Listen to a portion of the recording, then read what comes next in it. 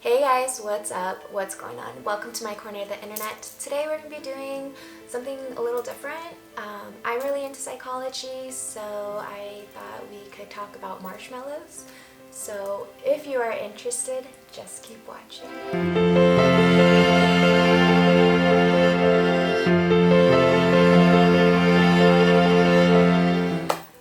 Before we get started with this video, don't forget to tap that subscribe button, that notification bell, and that like button. Yeah. Oh, and just a little heads up, I do already have eyeliner and mascara on before. And so if you guys are like, what are you doing? I had therapy this morning and I didn't want to scare my therapist without any makeup on. Anyways, yeah, let's get started. So don't eat the marshmallows yet. That's what we're going to be talking about today. It's based on a study that was done, I believe, in the 60s from Stanford University, and it's about how they brought in 600 small children.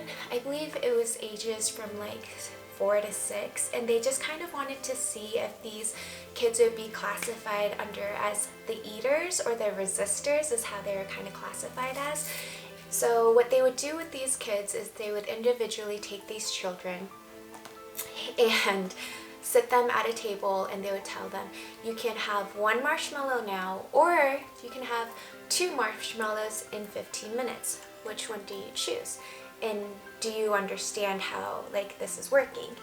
And the kids would respond, and if they said that they wanted to wait, the adults that gave them the options would walk out of the room, leaving the marshmallow and the child unattended. Like, I mean, I'm sure there was like a two-way mirror for the adults to see the children, so like if the kid did end up eating the marshmallow, they're not like dying, like choking or anything. Or to leave children unattended in a strange room, that's kind of weird, right? Anyways, so if the child did not eat the marshmallow in the 15 minutes that the adult would leave, obviously they would reward the child and they would get 2 marshmallows. But this book revolves around this study, and it's about 2 gentlemen. One, his name is Jonathan Pierce, who was part of the study because his dad was actually either like a professor at Stanford University or he was attending Stanford University, something like that. And then Mr. Patient's personal chauffeur driver, his name is Arthur. But just kind of a side note, Arthur does live at Mr. Patient, like his estate, like in a cottage house. I don't know what a cottage house is. I'm guessing it's like a pool house, but this is significant. Well, it's not significant, but it's something that you guys have to know for later. And also, Mr. Patient, he was a marshmallow resistor, and he was a self-made billionaire by the age of 40 or 45. So yeah. So the story all starts off with Arthur waiting for Mr. Patient, Jonathan, to finish a meeting, and as he's waiting for his boss to finish his meeting, he apparently got hungry and went through the drive-thru to get a hamburger. And Mr. Patient walks out and kind of studies and like looks at Arthur like, oh, okay. Because that night, Jonathan's wife was making Arthur's favorite dinner, paella. So he was just like kind of a little confused, like, you know, my wife is making your favorite meal. Like, why are you eating like an hour before we're supposed to be home and like eating dinner together for free? So obviously Jonathan doesn't want to shame his driver and doesn't like call him out on it, but they start talking about this marshmallow study and it intrigues Arthur. He's like, oh, that's so cool, and they're like talking about it. He asks Arthur, hey, if I offered you $1 million right now, would you take that? Or if I offered you if I offered you a sum of $1 that doubled every day for the next 30 days, what would you choose?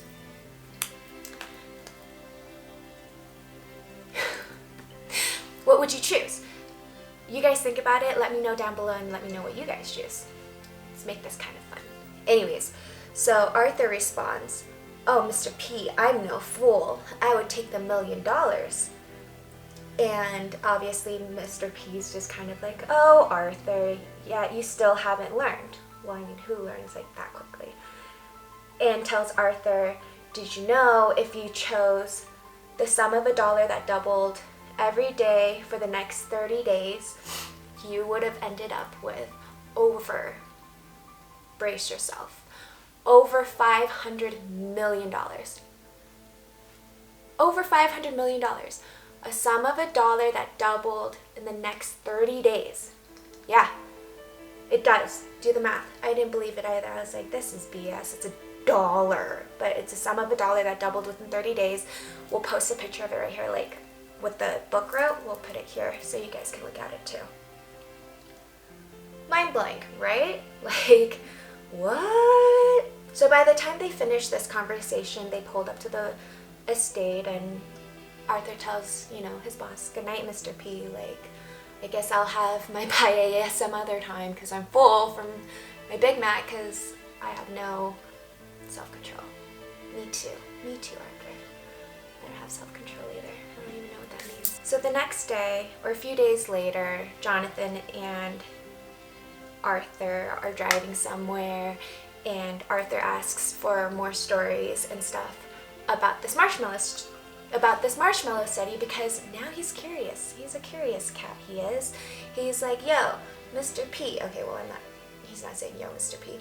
He's probably like, "Hey, Mr. P, can you like teach me more about this marshmallow study? Cause I'm so curious, I'm intrigued, like, I want to know more. Cause more is more." I don't know, that's just what I say, more is more.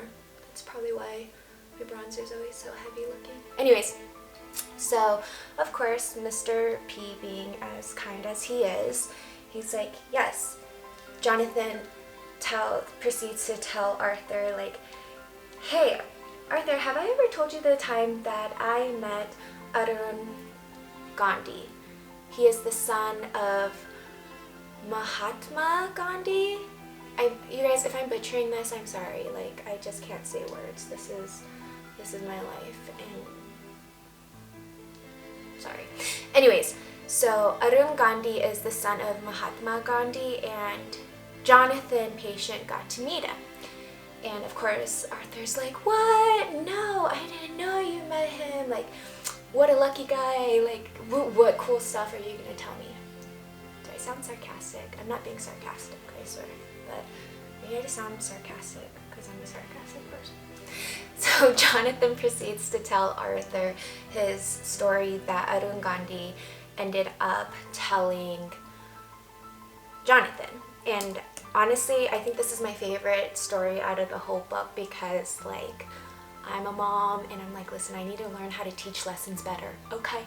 Okay, so the story that Arun tells Jonathan is the time that his father, Mahatma Gandhi, asked Arun to take him to a meeting, to like drive him to a meeting, take him there, and then take the car to the mechanic's place to get the car fixed. So that day, Arun's driving his dad 9 miles away, 15 kilometers, this is important for the story later, to this meeting. And when he drops off his dad's all like, "Son, don't be later than 5. I've been having really long days. I'm tired. Like, I just want to go home, chill, have a beer." I don't know. Do Gandhi drink beer? No, probably not.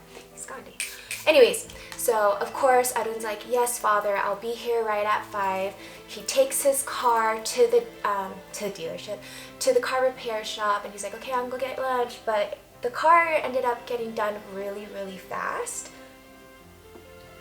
So Arun's like, "Well, I have like 5 hours to kill before I have to go get my dad. Like, what am I gonna do?" So he's like driving around town and he's like, "Ooh, a double matinee. I'm gonna go watch a movie."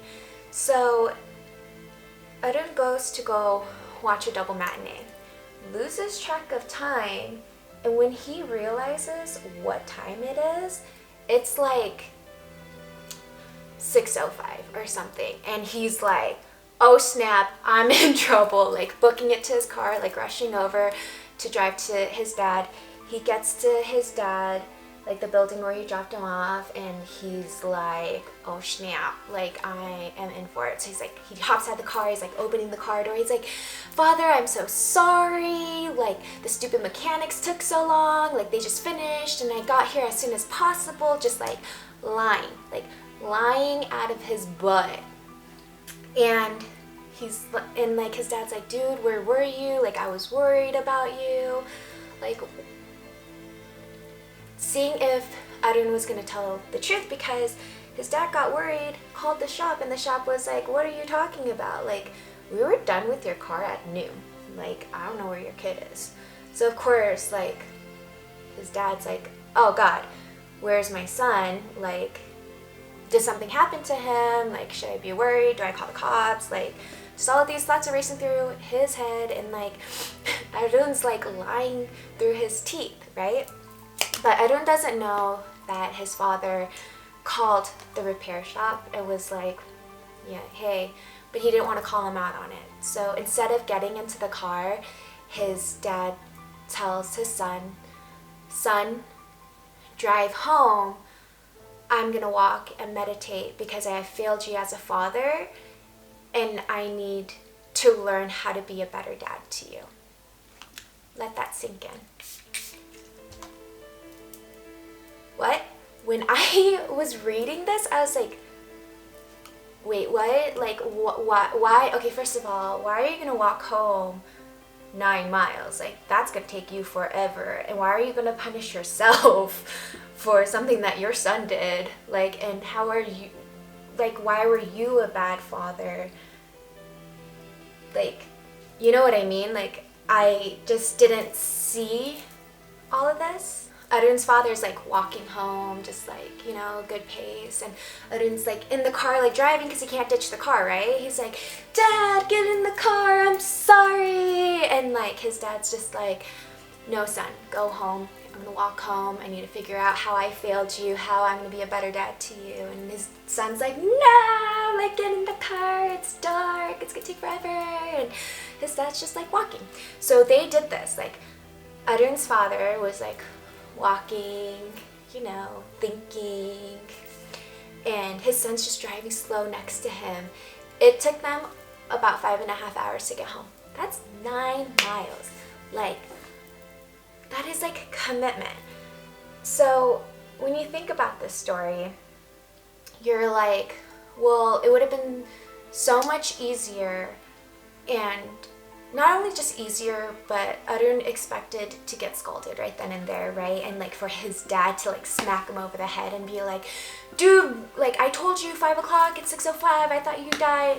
And like, how dare you lie to me? Like, those are instant gratifications for both parties involved, right? Like, Arun was expecting that his dad is like pissed, right? Like, you're tired, you want to go home, and now I'm sitting in the dark waiting for you as you're watching a movie, and then you have the balls to lie to me? Like, oh, no, like, no, right?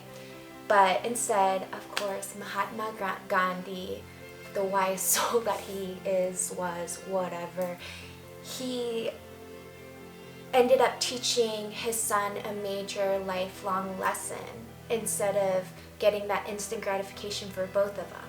Because after that day, Arun never lied ever again. I don't blame him. If I had to follow my dad for 9 miles, like, Dad, get in the car! No, I would have lied again. Anyways, I'm just kidding. That's not the only reason why. But I just thought that was like such a great story. Like, and it just shows how much self-control that has to take for one person to be like, no. And it's always easier to blame something on the person at fault. Like, we never think like, oh, I failed you as a parent and that's why you are the way you are. Most of us walk around like our poo don't stink, but Felicia, it does. So this kind of like makes you take a step back and like look at you as a person, which I really liked that. Good story, right? Anyways, you guys are probably wondering, like, what happened to all those children that were studied, basically, like the 600 eaters and the resistors, right? You know, I was kind of curious. Years later, after the study, Stanford tried to find all of this, like all the kids, but obviously, like back then, there wasn't anything like Google, social media. There really wasn't a way to keep track of everybody because people move and they don't have like this worldwide database, you know? I mean, I remember phone books. Ooh, do you remember operators? Okay, this is really gonna tell you guys how old I am. Like, when you're children and, you know, we didn't have cell phones, you would go to a payphone and like use the operator and it'd be like, say your name. And then you'd be like, Mom, pick me up! Like, as fast as you can because it only gives you like a brief second to like say who it is and then you would hang up. And then your mom knew, pick me up at the movie theaters because I want to come home. Yeah. Anyways, so when they were looking for these kids, Stanford was able to find about 600. They were able to find 100 of the 600 kids. And they wanted to see where they kind of were in life. So out of these 100 kids that they found out that the kids who resisted the marshmallow, so the ones that were like, I'm gonna wait 15 minutes so I can get 2 marshmallows, because again, more is more. Just kidding. These kids did do better in school. They ended up getting along better with other kids and other people in general. They managed stress better and overall were vastly more successful. Just by having a little bit of self-control and being okay with not having instant gratification.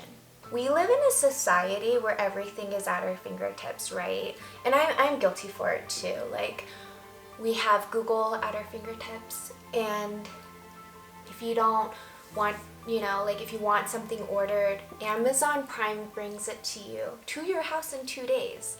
Like, I remember back then, like, packages would take weeks.